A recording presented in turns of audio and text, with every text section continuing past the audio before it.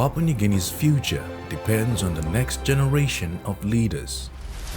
Emerging leaders should take a new approach to turn around negative trends in law and order, education, health and infrastructure by making bold and innovative policy interventions in key areas to unblock barriers for progress in service delivery. For the last 10 years, Peter O'Neill has been the most dominant political player in modern PNG politics. The dramatic events of the 2011 constitutional crisis resulted in the unexpected elevation of O'Neill into power. As Prime Minister, Peter O'Neill maintained strong popular support in the early years of his government by promising free education and health programs. Free education and free healthcare were signature policies in the 2012 election. He maintained these policies after being re-elected in 2017. However, his prolonged resistance to mounting allegations of official corruption would later contribute to the loss of confidence and downfall of his government. In August 2011, O'Neill established Task Force SWIP to fight corruption within 2 weeks of becoming Prime Minister. But when the agency went after him, he disbanded it.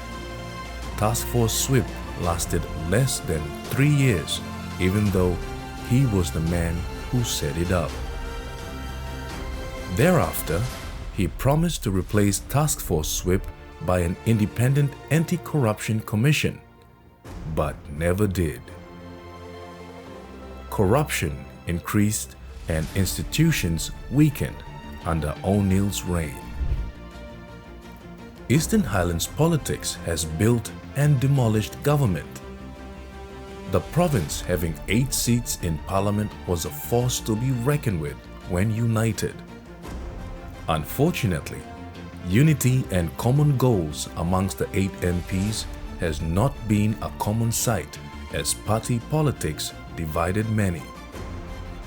History has shown over the years that most politicians from Eastern Highlands Province were leading entrepreneurs and business leaders in the province.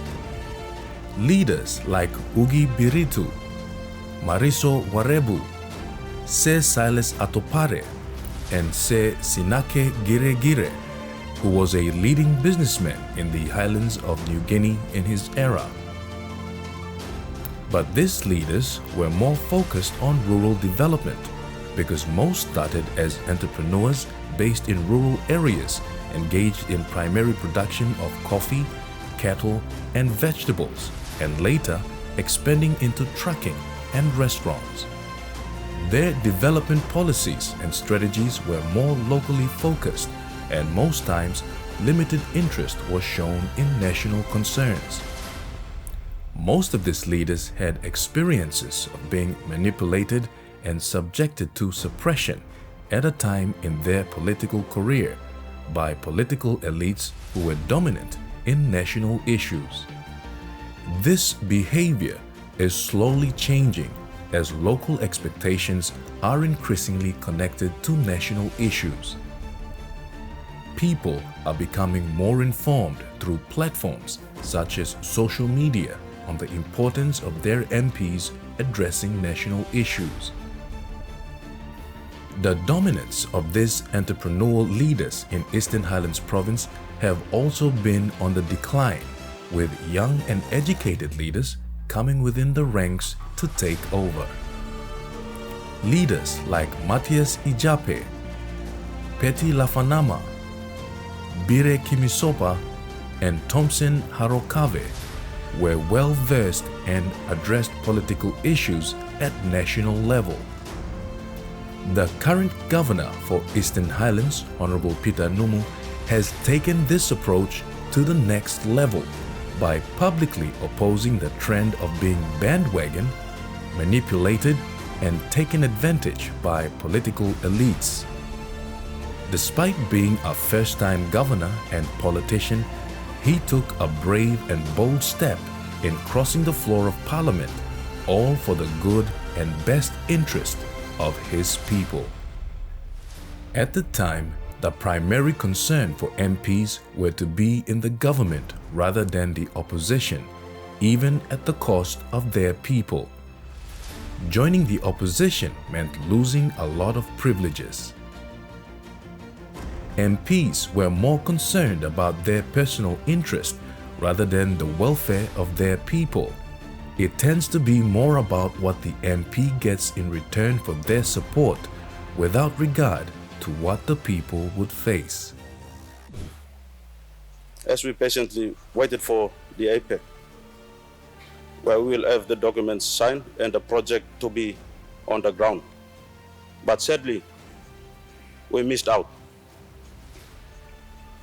So, Mr. Speaker, my question is, can the Minister for Treasury and the Deputy Prime Minister explain why they're not taking this investment seriously? EHP alone contributed about 3 billion kina into the country on coffee alone. Mr. Speaker, such treatment is unfair and injustice caused to the Eastern Islands Provincial Government and the people of Eastern Islands, especially my simple coffee growers. Obviously, if they're willing to come in and 100% fund the program, magnificent. But unfortunately, that is not the case. There are some quite significant undertakings that are required of the state, and these must be fully understood before we commit to the state. And Cabinet will take all those issues on board. But we certainly take these sort of programs seriously. In no way are we being flippant or not taking this important project seriously, Mr. Acting Speaker. And there is a percentage of those exports that is meant to accrue to the provincial governments around the FOB value of those exports. But I need to get the full update in terms of where the legislation sits in terms of those commitments, Mr. Acting Speaker. And those questions have been put to our department. Once we have those, we need to factor in those commitments to the provincial governments. There's a point of order. With respect, Minister, you know, talking. One map straight in of finance or in of trust account or one map money is tablet. Mr. Acting Speaker, I think as a young governor, I see that my people of Eastern Islands have no future in this government. On that basis, I'm notifying this Speaker that I'm taking the other side of the house. Very good. As the young governor. Thank you. Mr. Acting Speaker.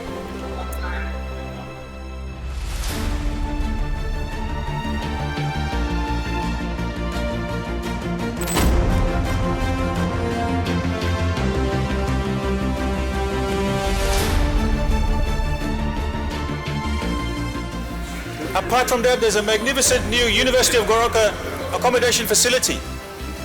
The roads have been upgraded in the town of Goroka, and many other commitments are being met and delivered. What the member for Eastern Highlands and governor for Eastern Highlands have done this morning. And to conclude, once again, I want to welcome the Honorable Peter Numu, Governor of Eastern Highlands, to the opposition rank and file. And together we are slowly, but the first stone has come out and the water will now fall. They've got the right to know because they elect me to be their governor. And my move up to Goroka, obviously with the opposition leader and some of our opposition members will tell the people of Eastern Highlands. My move wasn't because of legislation desperation or the right was available for Makimia. The defection of young governor for Eastern Highlands, Peter Numu, from the government's ranks to the opposition showed his dedication and commitment to his people and was an eye-opener for young and emerging leaders across the nation. At that sitting, Governor Numu's questions were directed to then Treasurer Charles Abel in relation to the government's stance on the Agriculture Industrial Park and funding from the coffee stabilization funds to the Eastern Highlands coffee growers. Seeing that the project and a percentage of funds from coffee exports were being delayed and not initiated for the people of his province, Governor Numu's intentions for moving to the opposition were very clear. His move was to fight for the rights of his people.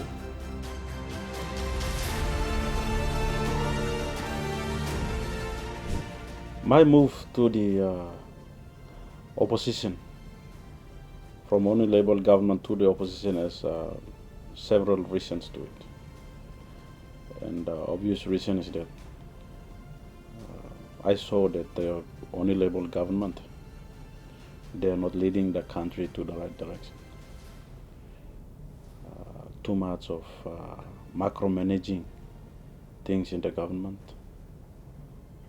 centralizing everything to Waigani, and embracing corruption at Waigani. So when you see all the funds and all the resources, funds from the resources are diverted to Waigani to centralize everything at Waigani, also I saw that this only Labour government, they're not respecting the system of government. Like our constitution says that we have the national government, provincial government, and local level government. And the allocation of resources through the budget is not reaching those levels of government. And you see that the councillors and the people the councillors and government at the local level are not functioning. They're dying out because no funds. And to take all the provinces in the country as equal and allocate funds from their departments or ministries to the provinces, so that we provinces, we governors and our executive government, we can run the affairs of our people. And this system of government has not been given a prominence by this only Labour government. For example, I used I raised two questions or issues, and that's based on agriculture industrial park and coffee derivation grant. So these are the only two reasons which I raised on the floor of Parliament, and the answer was not satisfactory. Governor Numu's move was the beginning of what would be the fall of the O'Neill Able government and the beginning of the then Marape Stephen, now Marape Basil government. Unlike his previous government, O'Neill initially faced an uphill battle against a strong opposition group with 46 MPs. The return of the late Sir Mekere Morauta from retirement to national politics also presented a significant threat to O'Neill's continued dominance. He was known as PNG's main reformist prime minister. Late Sir Mekere Morauta stood as an MP in 1997 until gaining the position of prime minister in 1999. As one of the most prominent political figures in the country, Sir Mekere spoke highly of Governor Numu's move and applauded him for setting the example for other members of parliament who wished to cross to the opposition benches. His move from that government walked across to opposition. I mean, I've been a leader. I just totally admired him. In fact, it is his move that triggered the rumblings about change in government. He moved on his own, entirely on his own, at huge risk to him as a leader because of the style of Peter O'Neill. And he showed to me what a real leader is. Leaders are human beings. They have their own personal interests and public interests to protect. But to me, a real leader is someone who can sacrifice his own personal good and personal interest and power to promote public good. And he did that, absolutely in my view. And that's a real leader. Ethical, clean, and put public interest in front. he, like me and many others in the country, thought that Peter O'Neill had to be changed for the sake of this country. Now everyone was talking, everyone was talking. He moved, and that is in history that nobody has ever done that before. Kerenga Kua is an outspoken leader on complex legal issues associated with governance in PNG's highly contentious environment. As one of the country's most senior lawyers, Kua commands the respect of both Parliament and the general public.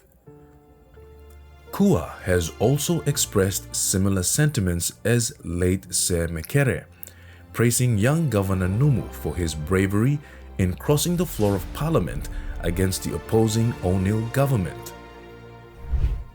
There is a real risk that PNG politics will become increasingly dysfunctional. Leaders need to be considerate about their people's welfare before making decisions and policies at the national level. With the controversies of the 2017 elections behind us, Papua New Guinea now waits anxiously to see how its elected leaders will navigate challenges of political suppression and dominance of power by political elites and dominant parties in the coming elections. The people of Goroka and their governor, Honorable Peter Numu, have shown Papua New Guineans that there is always a way forward by doing the right thing in an equal and fair way without the overruling influences of prominent political regimes. As the governor's move is setting a new foundation for the new generation of upcoming leaders, there will surely be a wind of change in the attitudes of his people and the nation.